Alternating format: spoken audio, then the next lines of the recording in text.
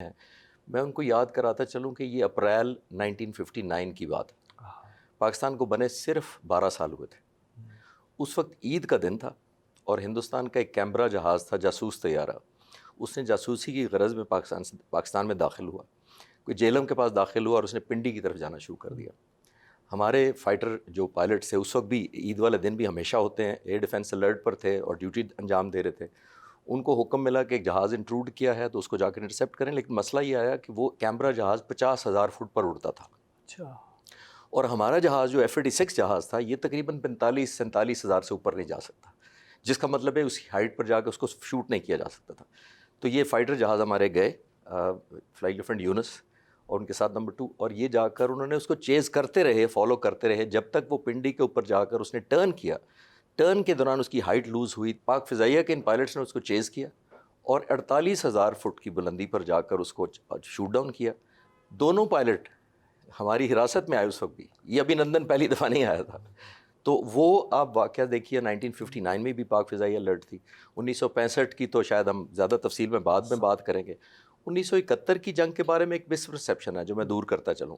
پاک فضائیہ نے 1971 میں 65 کی جنگ سے زیادہ سارٹیز اڑی تھی، لیکن کیونکہ اوور آل کینوس میں وہ کام نہ آ سکی، وہ ایک بدقسمت ہماری ایک باب ہے ہماری ہسٹری کا۔ لیکن میں بتاتا یہ چلوں کہ 71 میں بھی یہی ہوا تھا، اور اس کے بعد آپ دیکھ لیں ابھینندن والا واقعہ 2019 میں آ جاتے ہیں۔ اور ایک چیز جو ابھینندن کے بارے میں کم بات ہوتی ہے نا بھٹی صاحب، وہ یہ ہے کہ ہندوستان آیا تھا صبح 3 بجے سرپرائز دے کے، ہمیں بغیر وارننگ دے کے۔ شام کو ہم نے کہا، ہمارے D G I S P R نے کہا کہ ہماری باری کا انتظار کرو، ہم وارننگ دے کر گئے تھے، اور رات کو 3 بجے نہیں گئے تھے، صبح 10 بجے گئے تھے۔ تو یہ اس میں جا کر دشمن کو سرپرائز دے دینا میرا خیال ہے اس سے بھی زیادہ بہادری کا شو کرتی ہے۔ یہ جو ابھینندن والا سر جو واقعہ ہوا، اس میں کچھ چیزیں تو ہیں کہ جو سب کو پتہ ہے، آپ ذرا اس کو اپنے انداز میں بتائیں گے تو ذرا پورا واقعہ ریکال ہوئے گا۔ کہ دیکھیے، ہم ہندوستان سے، ایئر فورس سے نومیریکلی ہمیشہ کم تر ہیں اور رہیں گے، کیونکہ ہمارا ڈیزائن ایسا نہیں ہے۔ ہم نے ریجنل ہیجمنی نہیں کرنی، ہم نے ریجنل ڈومیننس نہیں کرنی، ہم نے اوور پاور نہیں کرنا کسی چھوٹے ملک کو۔ ہم جس چیز کا ایڈوانٹیج لیتے ہیں، ایک نمبر 1 ہے وہ جذبہ ایمان، شہادت کا، نمبر 2 ہے ہمارا ٹریننگ یا کوالٹی آف ٹریننگ جو ہماری الحمدللہ، اور تیسرا اور موسٹ امپورٹنٹ ہے ٹیکنالوجیکل ایڈوانٹیج جو ہمیشہ ہم اپنے پاس رکھتے ہیں۔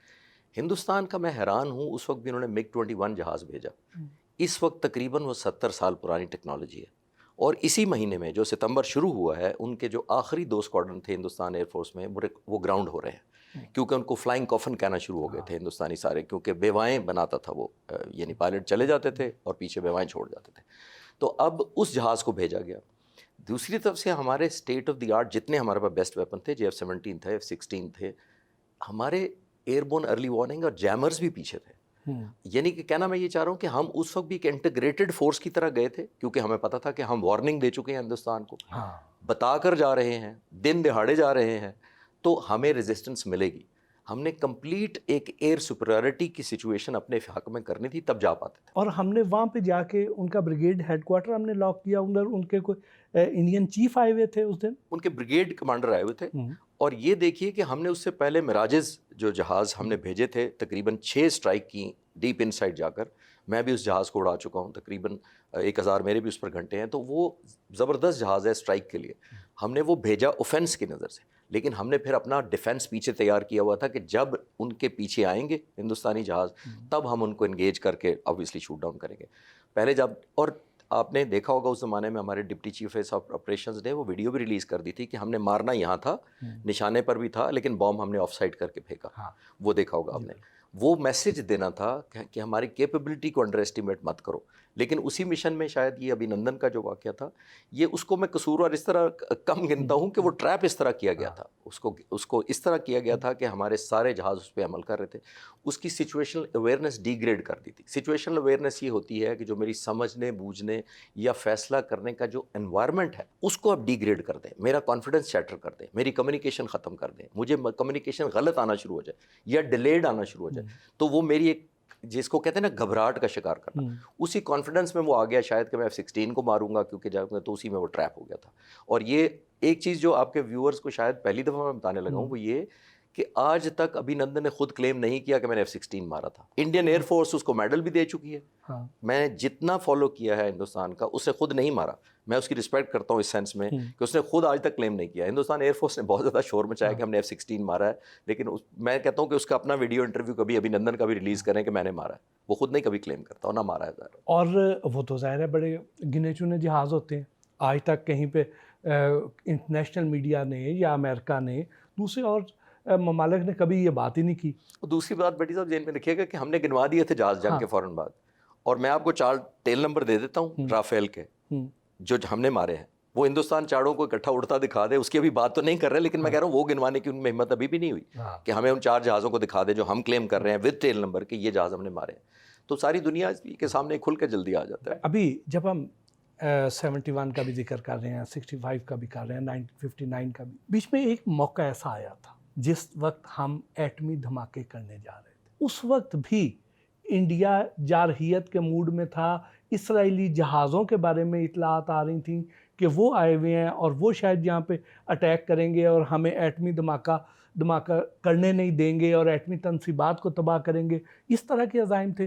اس دن کی کیا یادیں ہیں؟ اس دن کیا ہوا تھا؟ اس زمانے میں یہ تھا کہ ہمیں حکم دیا گیا کہ آپ راولپنڈی پہنچیں.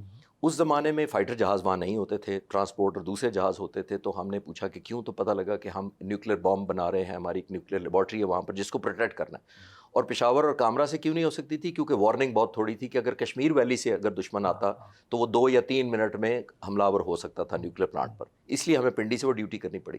میں نے کئی سال ڈیوٹی وہ مختلف F-6 جہاز سے بھی اور مراج جہاز سے بھی وہ ڈیوٹی کی تاکہ ہم نیوکلیر پلانٹ کو پروٹیکٹ کر سکیں. میں سوال کی بیک گراؤنڈ میں کیوں گیا ہوں, اس وقت بھی جب ہم نے پوچھا بھٹی صاحب کہ کہاں سے اٹیک ہو سکتا ہے, تو انہوں نے کہا 2 ملکوں سے. اب آپ جیسے پڑھے لکھے لوگوں کو میں بتاؤں کہ 2 کون سے ملک ہیں تو آپ کو سمجھ آ جائے گی میں کیا کہہ رہا ہوں. اس وقت بھی ہمیں تھریٹ تھا, اور یہ پھر ہسٹری کنٹینیو رہتی ہے جب تک افغان سوویٹ وار شروع ہو گئی. پھر امریکہ نے ہمیں درگزر کیا, حالانکہ ہم نیوکلیر اپنے پرولیفریشن یا پلانٹ کے مینوفیکچرنگ وغیرہ میں ہمارا بچے کام چل رہا تھا. لیکن جو آپ کے ویورز کو شاید آج تک نہ پتا ہو کہ ہم نے F-16 کے پیسے دیے ہوئے تھے. جب سوویٹ یونین چلا گیا تو $658 ملین ہمارے امریکہ کو ہم نے پے کیے ہوئے تھے نئے F-16 کے لیے, وہ روک لیے گئے. اس کے بدلے میں ہمیں کہا گیا گندم لے لیں, ٹھیک, ہمیں F-16 بھی روک دیے گئے. یہ JF-17 جس کی بعد میں بات کریں گے یہ بعد میں بنا تھا. اس رات جو آپ پرٹیکولر بات کر رہے ہیں اس بات ہمیں یہ خطرہ تھا کہ کیونکہ ہندوستان نے نیوکلیر اپنا دھماکہ کر دیا ہوا تھا, تو خطرہ یہ تھا کہ اب سب کو پتہ ہے کہ اب ہم کریں گے, اور ایکٹیویٹیز بھی سیٹلائٹ سے مانیٹر ہوتی ہیں. تو ہمیں یہ خطرہ تھا کہ امریکہ, اسرائیل یا انڈیا کوئی بھی یا کسی بھی کوریج میں وہ آ کر ہمارے نیوکلیر پلانٹ کو یا ہمارے اس پورے پروسیس کو جو نیوکلیر پلانٹ حملہ ہم نے دھماکہ کرنا ہے اس کو سیبوٹاج کر سکتے ہیں. اس دن پاک فضائی ہوا میں تھی. ہمیں پتہ تھا کہ آج کوئی پاسبلٹی ہے کہ ہمیں ہمارے اس پورے پروسیس کو سیبوٹاج کیا جا سکے. تو ہم پیٹرولنگ صرف اسی لیے کر رہے تھے کہ اگر کسی طرف سے بھی جا رہی ہے تو لیکن الحمدللہ ہم نے کامیابی سے پاک فضائی نے نہ صرف پروٹیکٹ کیا بلکہ اس جہازوں کو, کیونکہ ہمیں پنڈی سے نیوکلیر لیبارٹری سے ہم نے اکوپمنٹ اور ویپنز اور باقی چیزیں ٹرانسپورٹ کرنی تھی ٹو چاغی,